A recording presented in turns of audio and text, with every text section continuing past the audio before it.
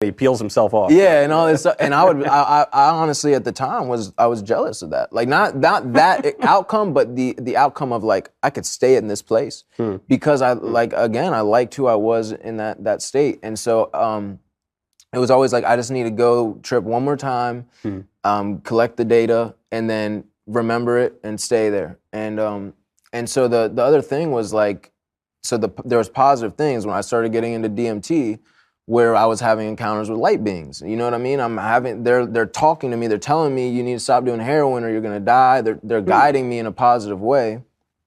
But at the same time, I'm getting more into the occult. I'm playing with Ouija boards, thinking it's a game. I'm egging on like the Ouija board move, and I'm telling it, you know, show yourself. You know, I'm egging it on. I'm thinking it's all a joke. I think all this stuff is a joke.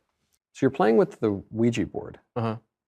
The Ouija board, the idea is it's not your hands moving the thing around, but it's demons, basically.